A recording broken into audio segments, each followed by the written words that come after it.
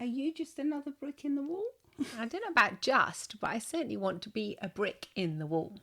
Well, find out why in this Get week's real. episode. Yeah, with the English sisters.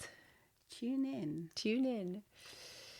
So yeah, I mean, just another brick in the wall. The Pink Floyd song has made you think, hasn't it? Well, it just came to me because I was listening to the Diary of a CEO and The podcast, yeah. and Simon Sinek was on it, and he was saying how there's a lot of focus now on individuality and of taking care of ourselves and being individuals. Which is great, yeah. It's absolutely amazing because maybe before there wasn't enough. No. But it means that there's not enough focus on like being connected and helping others and asking for help and being more interconnected. And then I was thinking, yeah, we are just bricks in the wall because there would be no wall. What's the point of humanity if we're not together?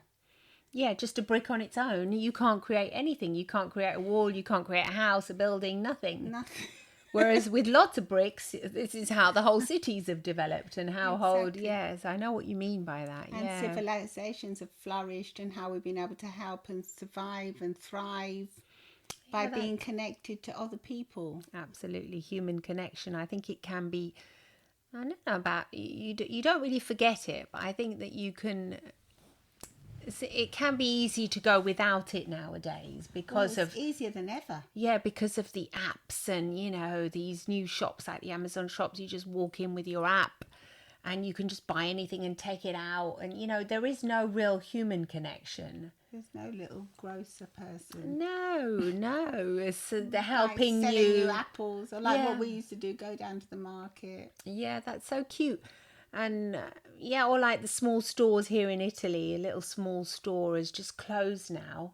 And it was such a focal point of the whole little village where everyone would always go and ask the person selling, "Hey, Marcello, what's the best product for today?" And he would say, "Oh, buy this ham, buono. It's fresh, yeah." And you would get the whole, like, oh, wow, in the end, you'd really want to eat that ham. Because he told you, and he was like the god of the store, the grocery store. I hate going to that shop because you'd have to wait for ages. Because you'd be chatting to everyone. You would hate it, but how many people? Because you were like born in London. Oh, let's get on with it, like me. But now that self-checkout, but now that he's gone, it's like left this massive hole in the community. And you you can go to the supermarket, like the big giants, and buy stuff.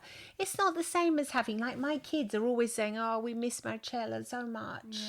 Because he used to make us those delicious panini, and he would always know exactly what I wanted in my panino.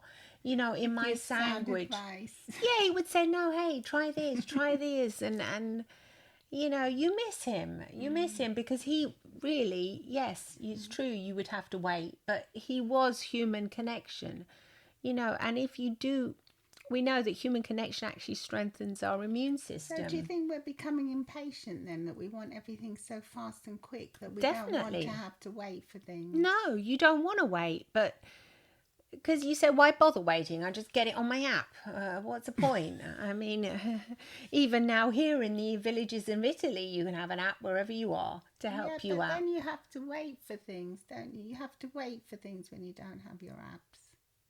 That's what I mean. That's why you didn't like Marcello's store. And I didn't particularly like it either. But why are we losing out, though, by not having... Because you think I have to wait for things. That's a good thing. That's a bad thing. I don't want to wait. I want to have instant gratification. I want to get it straight away so that I have time to do more stuff. Things, but then more of what? More are you doing of? Yeah, what are you doing? You're spending more time alone, maybe working, or I don't know what you're doing on social media, scrolling. But the truth is... You're nebbing to other people's business. Yeah, there is no Marcello is actually calling you by your name and saying, "Oh, hi, Yutka, I know you want this. Here, I ordered it for you, or I bought you this." Yeah.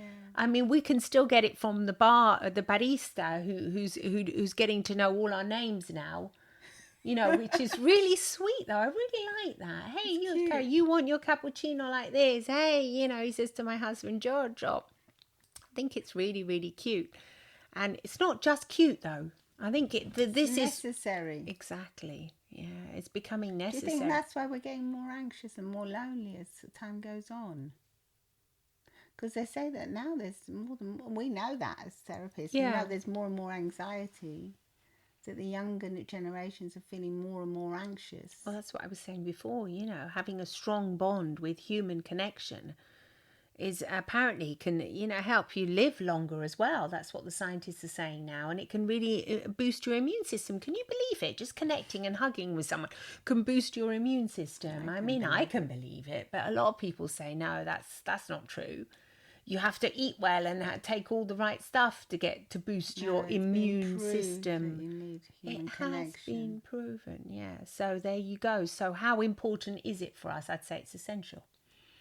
So what are we doing? What are we doing? So what we're doing, we're cutting people out more and more and becoming more and more anxious instead of the opposite. We should be bringing people into our lives and seeking out human connection more. And being a little bit more tolerant, I think, even if you think, oh, this is going to be boring going out with these people because I don't particularly know them well. For example, you're socialising and you just say, I can't be bothered. Just stay at home and, I don't know, do the usual stuff, stay in your comfort. You're tired, etc.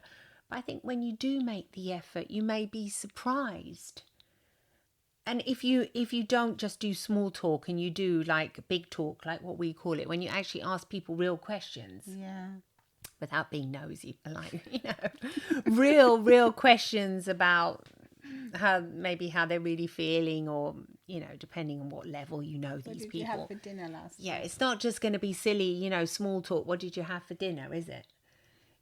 What is that big talk? That sounds frivolous. Small. Yeah, that's small, but they're still talking to someone though. Yeah, you might get a recipe from. You might, yeah, that might be brilliant. Yeah, get a recipe. It's not to be undermined though. No, just even little things like that. I think you're right. Actually, yeah, that is no, that's definitely not to be undermined.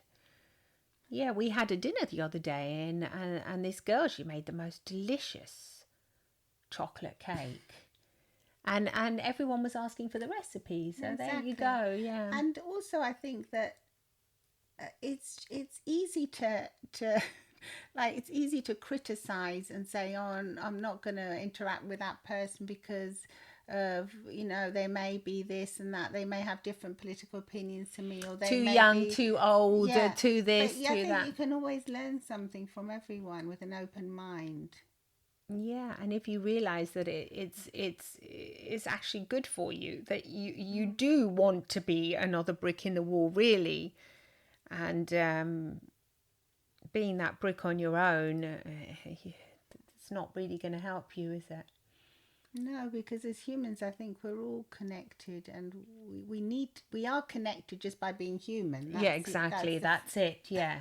There's nothing to be done. The wall is already there. The wall is there. But it's what do we do to create like a fortress around us to stop people coming in? Like we wrote in Stress Free in 3 minutes. I was reading that story that we wrote about do not disturb. Do not disturb me. I have a do not disturb sign on my forehead. Gosh, yeah, God, and that's so. It was, and how do other people know I have a do not disturb? Eyes down, frown, or lips down as well. A sad face. Maybe not a sad face, just on your phone face. That's what it is nowadays. Don't disturb me. Yeah, do not disturb. I'm busy. Yeah. And then the person decides to hang the do not disturb sign, put it away at the end of the story. It's got a happy ending. Yeah, that's so true. Please disturb. No, I think you don't need a do not disturb, and you don't want a please disturb sign. You just want a hello sign sometimes, because if you put that hello sign up, it means hello, I'm present, I'm here, I can see, I'm present in this moment, I'm not on a device, I'm not on something else. And I can really get a human connection when it's like that. Even when you're talking to the person serving you at a restaurant, for example, you can actually get a real connection. You feel something when you look in their eyes and they look back at you. But nowadays as well, with this menu, when you just get it with your camera, and you're missing out on that. Even the other day we went to a restaurant and it was all on the camera, and my husband was getting so annoyed with it, and I said, look, this is just modern, just be with it, be with the times. But then when we said it to the waiter, he goes, yeah, it's true. We don't have any chats anymore with the clients about what we have. Even the specialità of the day. That's the only thing we can say. It makes it a bit mindless, doesn't it, for them as well? There's a loss of human connection. Yeah, and then actually the manager of the restaurant came along and she had a massive chat with us afterwards about it, and how happy she was to be able to talk with us. She was going, did you enjoy it? Well, in another podcast episode, I was listening to Davina McCall, and she was saying some of the best times of her life was when she actually worked as a waitress. Not the best time, but she really enjoyed it. Because you had the human connection. I felt so great when I was able to help someone and give them suggestions and make them have a lovely evening or whatever. Exactly, yeah, because you're of service, aren't you? Yes. And I think that now, you do go right. You see that menu and you get it with your camera. Turning us all into a bit like little robots. Yeah, and then you'll have to look at your phone even for the menu in the restaurant. And you can practically never get away from this phone. You know, if you put it in your bag and you think, oh, I'm going to have a lovely evening. No, you can't. You've got to get it out again.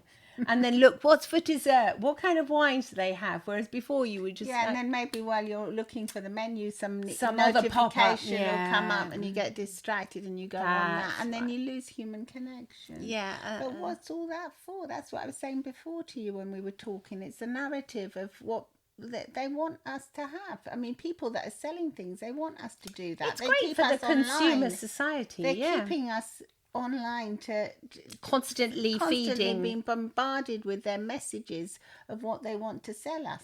I know. So it is good to be aware of that, I think, and say, I am a brick in the wall. I need human connection, and that's it. It's simple. It's easy. Just get off it if you can for a bit, you know. And I love my phone, and I'm always on it. But I'm, I think I've reached the point where even me, when I saw my husband irate with a menu, I thought, oh, he's right. It would be nice to just have someone just say, oh, today we've got this and this, blah, blah, blah. You're on your phone, but you're not on your phone like when you're talking to me. You're not always constantly on your phone all the time. Oh, God, no. Or if you go to dinner, you're not on your phone looking down. No, what I mean is we work with our phones. Yeah, so, it's working. But, even that nowadays, that's a bit too much, I think, though. I think that's why we're feeling more and more anxious as well, the lack of connection. Also, the fact that there's a lot of remote work now after the pandemic, people working at home a lot, not meeting people, not going to see people. I think we have to make an extra effort to have out of so. That's all we have to do. Yeah. Out of the office activities that connect us to people. To real people, that's it. That's what we need. And what are your thoughts? Yeah, let us know. We do love to really connect. So if you want to write to us, we'll be so happy to answer you and give us your thoughts about this. And what are you trying to do? Do you feel that you kind of lacking a bit of that human connection now? And, just let us know. Let us know. And you can also watch this podcast on our YouTube channel at The English Sisters. See you there where you can comment too. And please follow us. And if you have time, do rate the podcast. We love to hear from you. Love it. Lots of love and smiles from the English Sisters. Bye.